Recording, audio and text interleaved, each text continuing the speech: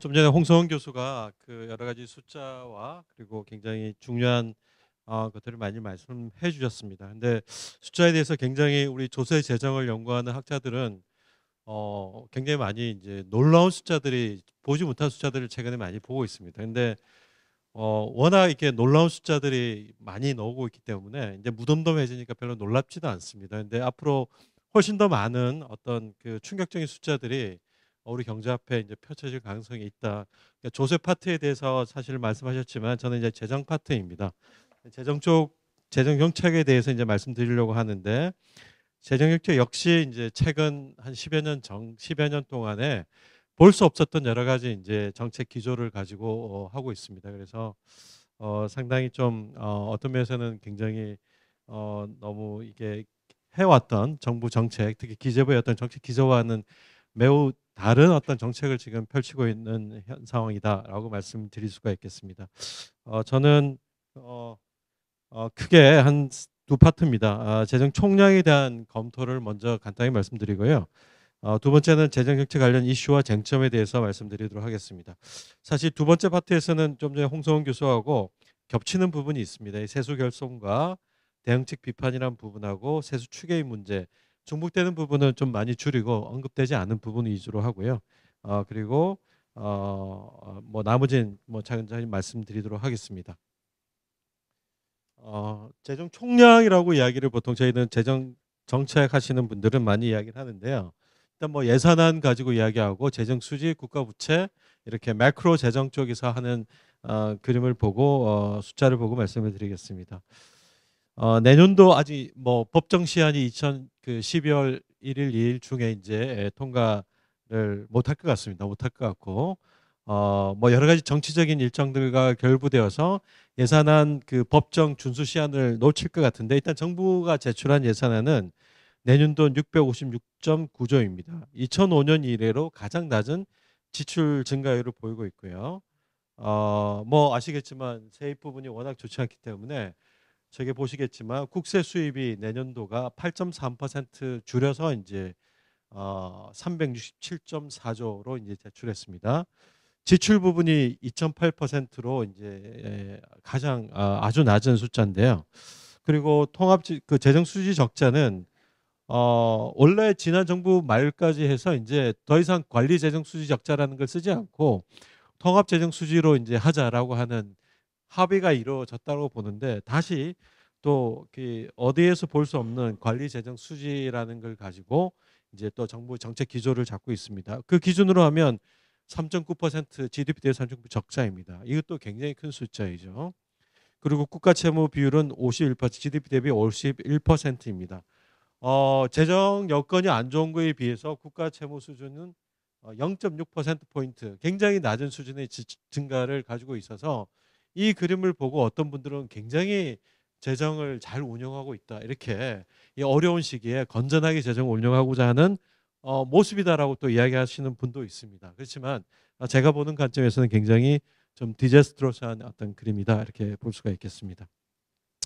예산을 평가하자면 현재 예산안은 경기 상황과 재정 정책 기조가 굉장히 부조화된 예산안으로 평가할 수가 있겠습니다. 그러니까 아웃풋 갭이 사실은 올해도 그렇고 내년도 그렇고 마이너스로 예상이 됩니다. 그러니까 분명히 경기가 하강하는 국면인데 경기 수능적인 정책을 쓴다라고 저는 보고 있고요. 그렇다면 이거는 뭔가 이게 굉장히 잘못 쓰고 있는 것이다. 그러니까 여러 가지 그 재정 기조 지표를 보고 또 단순하게 아웃풋 캡을 보더라도 마이너스일 때는 경기 대응적인 정책을 펴는 게 맞는데 이렇게 긴축적인 기조를 잡고 있는 것은 경제 안정화에 대한 우선순위가 상당히 좀 그 다른 재정 정책의 어떤 정책 우선순위보다 크게 밀려서 정책을 펴는 것이 아닌가라고 이제 생각할 수가 있겠습니다. 그래서 이렇게 경기 하강 국면의 긴축적인 기조를 잡고 있으면 경기 하강은 심화되고 나빠진 세수가 더욱더 저조하게 되고 또 경기 위축이 더욱더 심화되는 수능적인 경기 정책 기조가 이제 예상이 될 것이라고 이제 전망할 수가 있겠습니다. 예산안에 있어서 이제 제가 즐겨 보는 표가 이 표입니다. 이 표는 왼편은 내년도 지출 증가율이 2.8%보다도 높은 지출 증가율을 보이는 그 분야별 재원 배분에 대해서 말씀드리려고 하는데요. 12대 분야 중에서 예를 들면 이 상단에 있는 부분이 내년도 2.8%보다 지출 증가율이 높은 분야입니다. 그리고 중간 오른쪽 오른쪽은 5년 동안 국가재정운용계획상에서 앞으로 정부가 5년 동안에 지출 증가율을 예를 들면 3.6%를 이제 잡고 있습니다. 그것보다 높게 설정한 분야가 이제 지출 증가율이 3.6%보다 높은 분야. 그리고 내년도도 높은 분야. 그래서 파란색 부분이 내년도 높지만 앞으로 5년 동안도 높게 지출 증가율을 가져가는 부분이다라고 생각하는 분야입니다. 그 분야의 대표적인 부분이 보건복지노동, 이른바 복지 부분에 대한 지출인데 그게 전체적인 비중이 35.2%입니다. 그러니까 첫 번째 숫자는 내년도 지출 증가율 7.5%, 두 번째 파란 숫자는 중기적인 지출 증가율 4.9%, 그리고 제일 마지막에 있는 숫자는 비중입니다. 내년도 예산안 대비 전체 이 분야의 비중이 35.2%. 저 분야가 가장 큰 부분이죠. 그래서 상당히 보건복지 노동이 7.5%로 잡혔다라고 하는 것은 뭐 상당히 이전의 정부의 어떤 기조를 반영하는 거라고 일견 보입니다. 이 숫자에 대해서는 또 좀 이따 말씀드릴 텐데 그 외에 국방, 공공질서, 안전, 외교 통일 저 세 분야는 사실은 저 제일 노란색 부분 좀 지출을 좀 그렇게 정부가 많이 하지 않는 부분에 들어가는 부분인데 국방, 공공질서, 안전, 외교 통일 비중은 많지는 않습니다.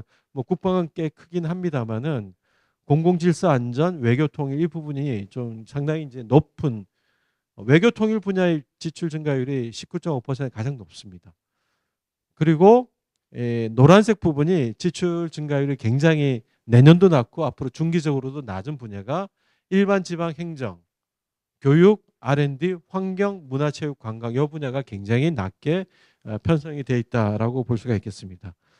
그래서 좀 전에 말씀드린 대로 복지 지출 분야가 매우 높기 때문에 상당히 긍정적으로 평가해 볼 부분이 없지는 않습니다. 하지만 내년도 7.5% 증가율인데 이 7.5% 중에서 복지 지출 중에서 거의 3분의 1이 공적연금 부분입니다. 이 공적연금 부분은 고령화가 진행되고 그러면서 자연적으로 늘어날 수밖에 없는 분야가 인타이트먼트에 대한 지출이 13.4% 증가율이 설정이 되었습니다. 그러니까 전체 7.5% 중에서 4.4%포인트가 이 연금 부분인 것이죠.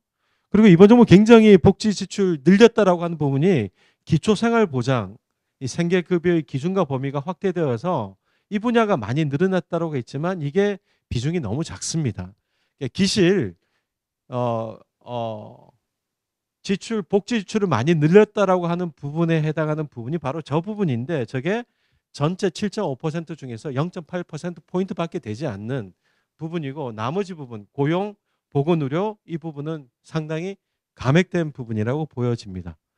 그리고 경제 부분에 대한 지출이 상당히 좀 많이 된 것 같지는 않습니다.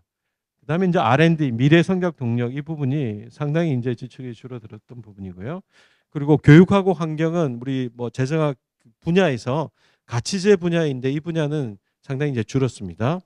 그리고 일반 지방행정 분야도 대국민 서비스 분야인데 나중에 이제 세입 부분의 여건이 지금 세수 결손 때문에 지방행정과 일반행정에 대한 부분이 상당히 이제 또 작게 지출이 늘어났습니다.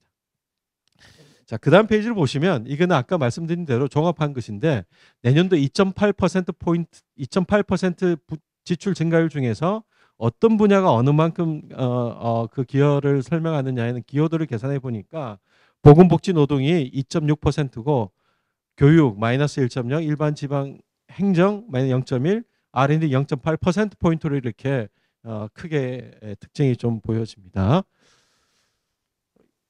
네, 이건 넘어가도록 하고요. 세입 부분을 말씀드리면 세입은 경기 둔화 자산 좀 전에 아까 홍성훈 교수가 전반부에 많이 말씀드렸기 때문에 간단하게 넘어가겠습니다. 59.1조 원이 이제 과세수 결손이 생길 거라고 예상이 되고요. 내년도도 367.4조 원인데 이것이 제대로 거칠 것인가에 대한 의구심이 있습니다. 왜냐하면 이 367.4조 원에 대한 전망이 사실 올 7월, 8월쯤에 7월에 나왔고 8월에 정부가 예산안을 낼 때 저 숫자가 들어간 것인데 저때 내년도 경제 성장률이 실질로 2.4, 경상 4.9%를 전제로 하고 있습니다. 그런데 실질 2.4% 성장률이 어떻게 될지에 대해서 좀 그는 또 더 낮아지게 되면 저 숫자도 틀릴 수가 있겠죠. 사실 작년에 정부가 그 400조 국세를 전망할 때 전제가 되었던 경제 성장률이 2023년 경제 성장률이 2.3%였습니다. 근데 지금 1% 포인트 정도 차이가 날 정도로 실제가 실현될 거로 예상이 되기 때문에 그 성장률 전망이 굉장히 큰 그 세수 결선을 이제 설명한다라고 볼 수가 있는데 내년도 역시 어떻게 될지가 이제 상당히 좀 비관적인 전망들이 많기 때문에 저 숫자 역시 틀릴 수도 있다라고 말씀드릴 수가 있겠습니다. 재정 수치 보시면 저 파란색 막대 그래프가 아웃풋 갭입니다. 그리고 점선이 관리 재정 수지 적자고 실선이 통합 재정 수지 적자 GDP 대비 비율인데 보시겠지만 전부 다 이게 마이너스에 대해서 좀 경기 대응적으로 올라가자면 좀 더 이게 돼야 되는데 전망하는 부분 저 빨간색 숫자가 이제 전망치가 되는데 IMF의 아웃풋 갭이 올해 내년 전부 다 마이너스 0.6% 포인트 0.6%쯤 됩니다. 근데 여전히 뭐 상당히 이제 긴축적인 기조로 가고 있는 것을 알 수가 있겠습니다. 이는 뭐 다른 나라와 비교한 숫자이고요. 자, 그다음에 이제 국가 채무에 대해서 좀 말씀을 드리겠습니다. 이 그래프만 가지고 이제 재정 건전성 문제를 이야기를 많이 하고 있습니다. 그래서 국가 채무 비율에 대해서 사실은 제일 밑에 있는 21년, 22년 숫자를 보면 22년 49.4 그리고 좀 숫자가 작아서 그랬는데요. 사실은 17년, 18년, 19년 문재인 정부 초기에 17년부터 19년까지 GDP 대비 국가 채무 비율이 늘어난 것은 1.6%포인트밖에 되지 않습니다. 그러면 20년, 21년, 22년 3년 동안에 약 한 10 상당히 많이 늘어났죠. 그죠? 이게 다 코로나 때문에 대응을 한 것입니다. 그래서 이 숫자에 대해서는 다른 나라보다는 적게 늘어났지만 늘어난 속도는 늘어난 속도 되게 높습니다. 높지만 원래 낮은 수준에서 높게 올라간 것이기 때문에 저렇게 증가율에 대해서 그는 보는 시각에 따라서 높으냐 낮으냐 또 그리고 저 50% 육박하는 숫자가 높으냐 낮으냐에 대한 갑론을박은 있을 수 있겠지만 이것만 가지고 이야기하기는 뭔가 아쉬워서 제가 이제 봐야 된다라고 주장하는 것은 국가 채무의 만기와 만기 도로 현황을 이제 봐야 된다는 것입니다. 그래서 평균 만기가 굉장히 늘어나고 있고 국가 채무야 이제 단기 채무 비중이 점점 장기 채무 비중이 훨씬 더 높아지고 있는 저 채무 구조와 그리고 이자가 어느 정도 우리가 나가느냐. 이자는 22년 21.1조 원 그러니까 GDP 대비 한 1% 미만이고 내년도 역시 그렇습니다. 그래서 1% 정도에 해당하는 GDP 대비 이자 비용을 물고 있다는 것. 그리고 최근에는 좀 국고채 평균 조달 금리가 늘어난 추세지만 과거에 많이 늘어났던 19, 20, 21년도에 조달했던 그 국채 평균 조달 금리가 2% 미만이었다는 점 이런 걸 볼 때 향후 몇 년 동안 중기적으로도 이자 부담은 그렇게 늘지는 않을 것이라는 점 그리고 잔존 만기 1년 미만 단기 채무 비율이 8.6%로 상당히 낮다라는 것 외국인 보유 비중도 낮다라는 것들 이런 것들 좀 고려해야 되지 않느냐라고 생각할 수가 있겠습니다. 마지막 하나 더 제가 이제 국가 채무 수준을 가지고 재정 건전성을 이야기할 때 논의에서 많이 빠져 있는 부분이 지금은 이야기를 많이 합니다만은 금융성 채무 비중입니다.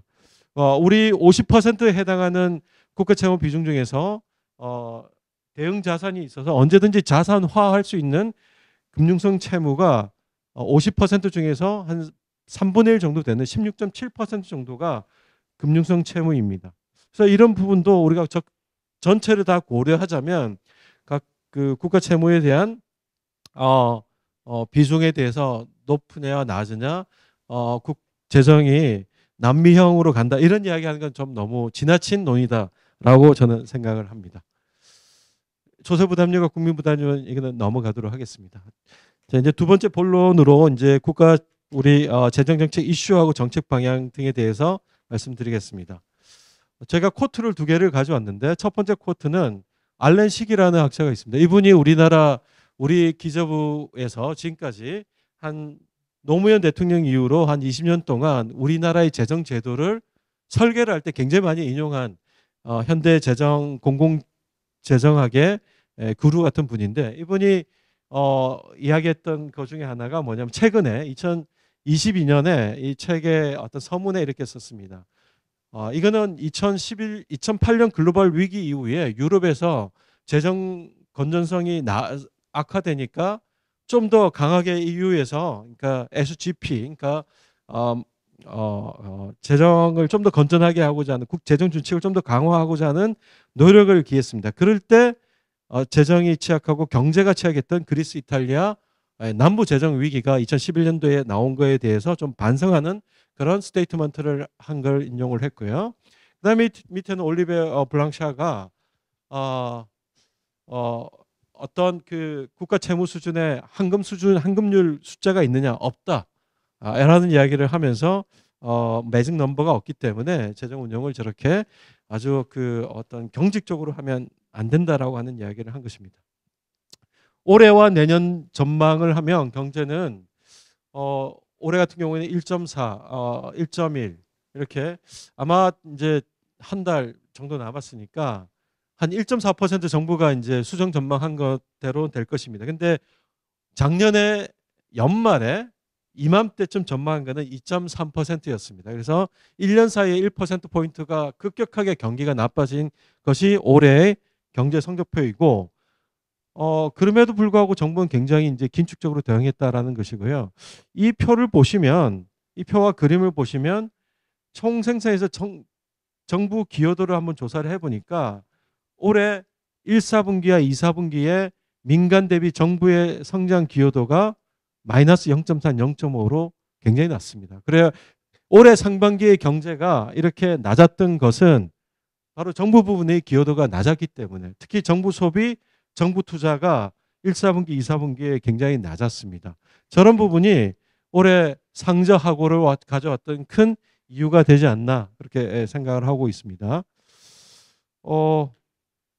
그래서 이거는 전체적으로 총 지출과 수입을 최근 수위를 보면 그러니까 2017년부터 보자면 총 수입 증가율이 사실은 21년과 22년은 상당히 이제 결산 기준으로 하면 굉장히 많은 수입이 증가율이 있었던 것이고 지출도 그에 맞게끔 그러니까 코로나 대응하는 지출을 많이 했습니다. 그래서 23년 마이너스 6.4입니다. 마이너스 6.4%는 22년 결산 총지출 대비 예산으로 판단하자면 마이너스 6.4인데 올해 아마 지출을 계획했던 것보다 더 못 쓰기 때문에 내년 결산하면 저 마이너스 6.4보다 훨씬 더 아마 결산을 하면 떨어질 걸로 봅니다. 그러니까 올해 상당히 긴축적인 정책을 폈다. 그리고 내년에 예산을 보면 2.8%라는 숫자이고요.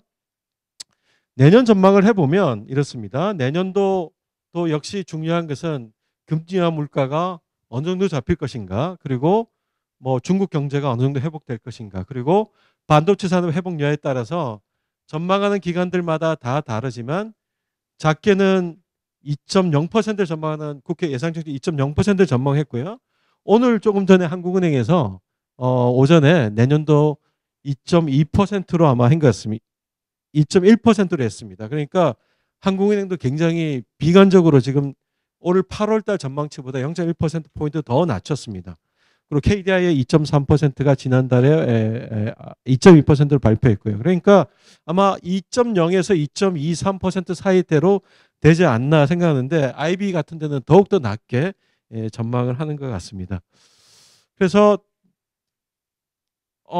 정부가 기대하듯이 2.4% 성장을 할 것 같지는 않은데 그렇다면 재정정책을 이렇게 긴축적으로 쓰는 것이 과연 타당한 것인가?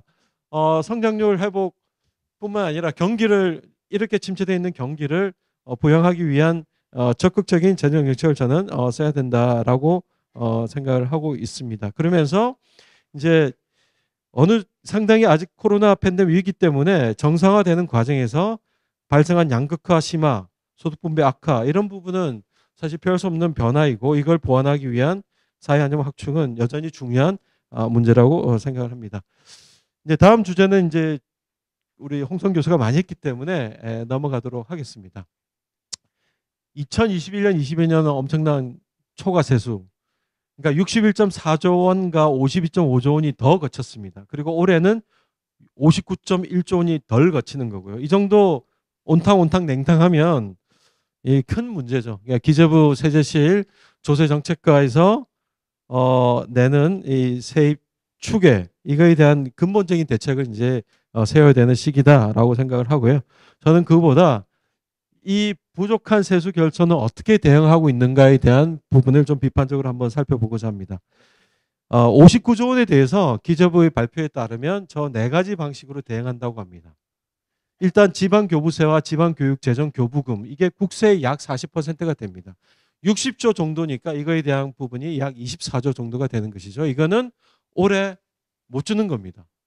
그런데 그러니까 기초자치단체는 전부 다 추경을 해서 세입 경쟁을 하고 있습니다. 그래서 하던 사업도 중도에 그만두고 이제 못하게 되는 거죠. 나자빠지는 건데 이게 과연 그대로 둬도 되는 것인가 하는 문제는 정말 심각한 문제가 생길 수 있습니다. 그러니까 결국에는 이게 지방은 우리나라가 아니 우리나라이죠. 우리나라에서 지방에서 이렇게 한 해 예상되었던 세입 부분이 24조 정도가 들어오지 않으면 큰 문제가 발생합니다. 이게 교육 재정과 포함해서. 그래서 원칙적으로는 밑에 보면 지방자치단체는 기금을 헐어 쓰라라고 이야기를 하고요. 그래서 뭐 세입 경쟁을 할 때 보면 지자체에서 세출 경쟁도 같이 하면서 세출 경쟁을 하지 않는 예를 들면 경기도 같은 경우에는 기금 같은 걸 많이 쓰는데 그 결국에는 기금을 쓴다는 것은 이제 뭐 언젠가 또 충원을 채워야 됩니다. 그래서 오늘 급하니까 적금 깨는 거하고 똑같은 그런 논리인 것이고 지방 재정의 위기 또 초중등 교육의 위기가 이제 올 수도 있다라고 하신 거죠. 원칙적으로 하자면 올해 부분은 그대로 쓰고 24년, 25년 사실은 25년쯤에 정산을 해서 이거를 정리하는 것이 맞습니다. 그런데 올해 이렇게 24조 원이 지방에 못 내려간다는 것은 크나큰 문제일 수 있습니다. 두 번째 세계잉여금 4조 원 작년에 들어왔던 거 남은 거 가지고 쓰는 거는 뭐 저는 당연하다고 보고요. 불용 7.9조 원. 한 해 정부가 재정을 집행하다 보면 저 정도 규모보다 훨씬 더 많은 돈이 이제 불용이 되거나 집행을 못하는 경우가 있습니다. 사업을 설정을 했는데 어떤 이유에 의해서 잘 집행을 못하는 경우가 있는 것을 불용으로 합니다. 근데 이거는 먼저 사전적으로 불용을 하겠다라고 하는 것이죠. 그러면 사전적인 불용을 한다는 것은 예산 편성하고 집행에 문제가 항상 있다는 것을 그렇게 자인하는 것입니다. 그러면 애초부터 예산 편성을 이렇게 헐겁게 하는 것이 아니라 타이트하게 하는 것이 있는데 저걸 관행화된 것을 이렇게 대놓고 한다라고 하는 것은 정말 좀 문제가 있는 거라고 생각합니다.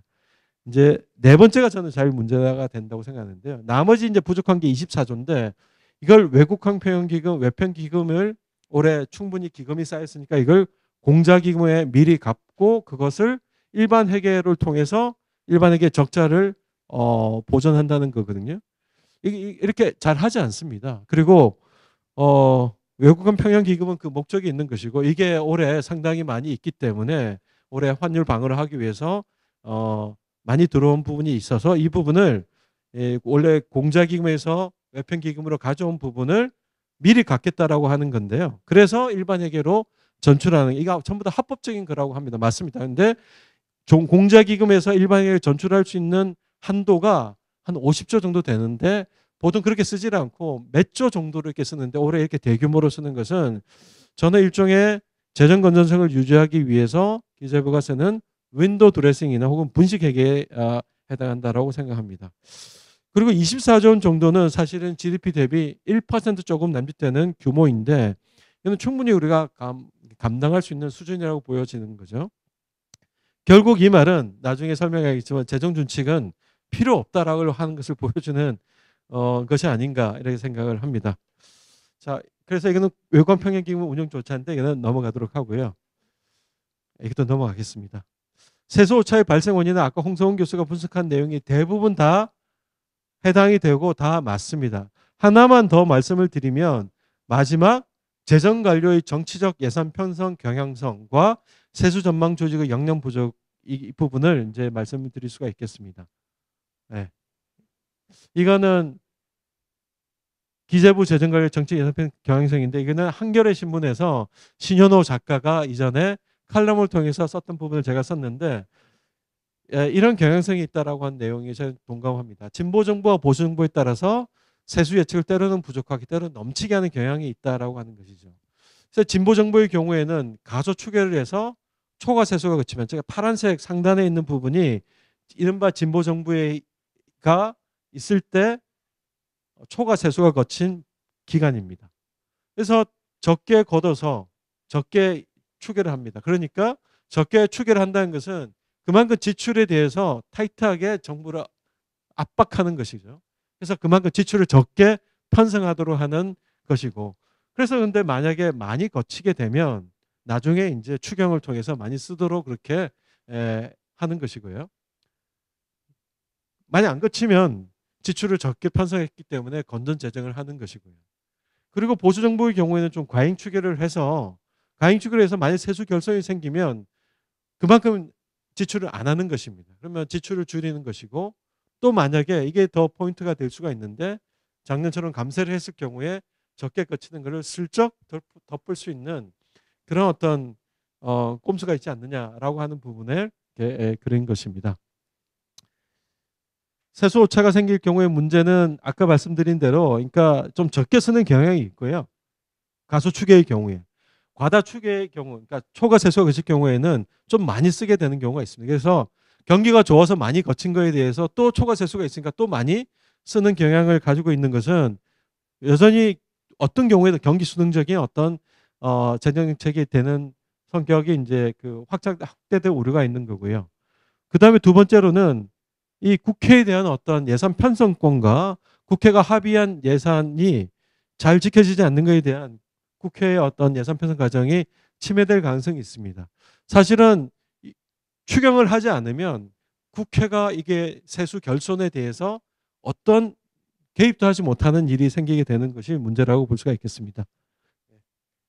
그 다음에 이거는 이제 뭐 그럼 이거 어떻게 할 것인가에 대한 건데 일단 세수 전망 시기에 대한 조정이 필요합니다. 만약에 올해도 그러니까 지금 정부가 제출한 예산안을 가지고 그대로 통과시켰을 경우에 만약에 내년도 경제 전망이 2.4%가 아니라 2%나 오히려 1%대로 떨어지게 될 경우에 분명히 또 가소 추계의 문제가 생기거든요. 그리고 실제로 그런 조정이 보입니다. 지금 법인세 부분이나 여러 가지 소득세 부분도 내년 전망한 대로 거치지 않을 가능성이 충분히 있기 때문에 그럴 경우에는 또 내년과 똑같은 상황이 또 생길 수가 있습니다. 그래서 한 번 더 세수 전망을 하자라고 하는 주장을 제가 하는 것이고요. 만약에 그래도 문제가 생기면 또 이렇게 뭐 비상기금을 만들거나 예비비 기금을 만들어서 많이 들어오게 될 경우에는 그 기금에 쌓아두고 적게 들어오게 되면 많이 써놨던 기금에서 쓰면서 이거는 국채 발행을 통해서 일종의 금융성 채무로 잡아서 쓸 수 있도록 하자. 이런 이야기가 되겠습니다. 그럴 경우에 국회 동의를 받는 거니까 국회와의 과정이 이제 들어가는 것이고요.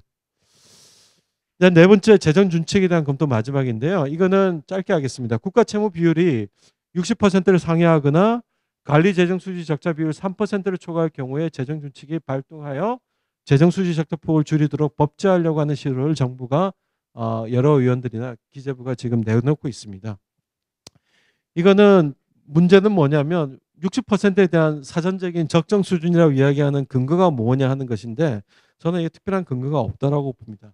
마스트리트 조약에서 나왔던 60%가 이전부터 사실은 그전에는 45%였습니다. 그러다가 정부가 올라갈 때마다 45%에서 60%가 되고 또 시간이 지나면 80%가 되겠죠. 그러니까 어떤 우리 거시 경제 상황을 설명하는 충분한 저 숫자는 아닌 것 같습니다.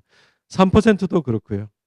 그 다음에 지금 올해 내년에 3.9%가 될 거라고 하는데 관리재정 수지 적자가 이건 예외적인 경우로 보면 그러면 또 저게 뭐 추경이든 아니면 그 재정 주칙의 예외적인 거로 이제 보는 건데 내년도 3.9%가 되는 경우가 그렇게 많을 건가? 3% 넘는 것이 그렇게 많지는 않은 위기의 경우가 맞는데 그렇다면 저런 건 항상 이제 깨질 수가 있다. 그리고 지금 기재부가 재정 관리를 이렇게 하기 때문에 뭐 총액 재정적 수지 적자 비율이든 총액이든 간에 충분히 기재부의 어떤 재정 관리로도 할 수가 있지 않을까라는 겁니다. 만약에 해야 된다면 그 암묵적인 재정 준칙으로 실효적으로 하는 것이 더 좋다라고 하는 것이고요. 저는 가장 큰 문제는 법제화할 경우에 지금도 행정부에서 슈퍼파워를 구사하는 기재부의 권한이 입법부의 권한과 책임성을 침해할 수 있을 정도로 더욱더 힘이 커진다라고 보는 것이 저는 문제라고 봅니다.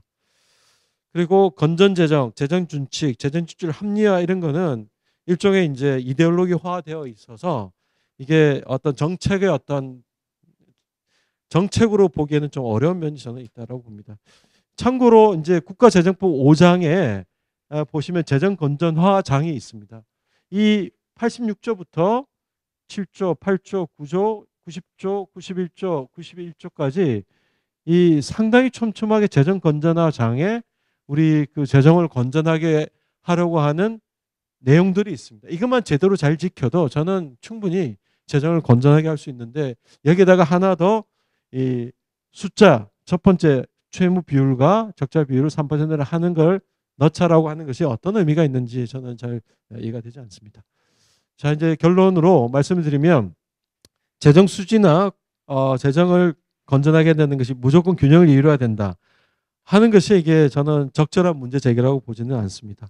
그래서 경제 안정이라는 정부의 역할과 기능을 수행하기 위해서 필요한 정책적 수단이 재정 정책이고 이에 대한 적절한 수행 여부가 중요한 것이지 재정 수지 숫자 그다음에 국가 채무 비율 이거 자체가 중요한 것은 아니라고 봅니다. 그래서 재정적 운영 수단이 경제 안정 또는 여러 가지 중요한 경제적인 정책적인 목표를 달성하기 위한 그것을 흔들 수는 없다라고 보여지고요.